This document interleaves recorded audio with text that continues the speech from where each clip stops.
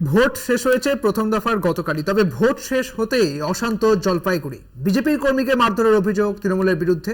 Vote গ্রহণ কেন্দ্র থেকে বেরোতেই হামলার অভিযোগ। আহত কর্মী জলপাইগুড়ি মেডিকেল কলেজ হাসপাতালে ভর্তি রয়েছেন। বিস্তারিত জানবো, আমাদের সঙ্গে রয়েছেন আমাদের প্রতিনিধি কৌস্তব ভৌমিক। কৌস্তব, কি জানতে পারছো, ঠিক কি ঘটেছিল সেখানে? দেখো, ধূপগুড়ি ব্লকের যে বারোঘরিয়া গ্রাম পঞ্চায়েত রয়েছে, সেই বারোঘরিয়া গ্রাম পঞ্চায়েতের 15/168 নম্বরের বুথের এই ঘটনা।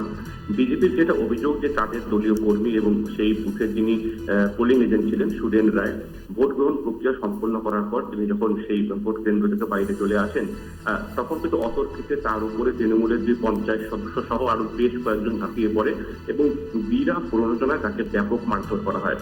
পরবর্তীতে বিজেপি যারা কর্মী সমর্থক ছিলেন তারা কিন্তু সেখান থেকে ওই আহত কর্মীকে উদ্ধার করে ধূপগুড়ি গ্রামীণ হাসপাতাল নিয়ে আসে এবং সেখান থেকে তার অবস্থা অবনতি ঘটায় তাকে কিন্তু জলপাইগুড়িতে স্থানান্তরিত করা হয়েছে।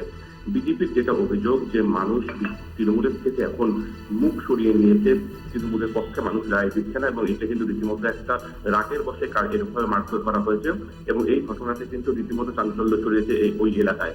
যেহেতু জলপাইগুড়ি জেলা কিন্তু শান্তপ্রিয় জেলা এবং সেখানে কিন্তু রাজনৈতিক মারামারি হানাহানির মতো ঘটনা খুব কমই ঘটে, সে কাজে নির্বাচন মিটে যাওয়ার পর এরকম যে মারধরের ঘটনার অভিযোগ আসাতে কিন্তু রীতিমতো চাঞ্চল্য ছড়িয়েছে।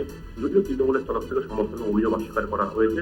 তৃণমূলের দাবি যে পরিবেশ অশান্ত করার জন্য বিজেপি এই সমস্ত ইচ্ছে করে ছড়াচ্ছে এবং এর মারধরের ঘটনা ঘটেনি। ধন্যবাদ কৌস্তব, তোমাকে। আমাদের সঙ্গে ছিলেন আমাদের প্রতিনিধি কৌস্তব ভৌমিক। আপনাদের জানিয়ে রাখি, জলপাইগুড়িতে এই ঘটনা ঘটেছে ভোট শেষ হতেই অশান্ত জলপাইগুড়ি। অর্থাৎ প্রথম দফা নির্বাচন তো শেষ হয়েছে এই পশ্চিমবঙ্গের 3টি কেন্দ্রে, তবে ভোট শেষের পর অশান্ত কিন্তু হয়ে আছে এই জলপাইগুড়ি।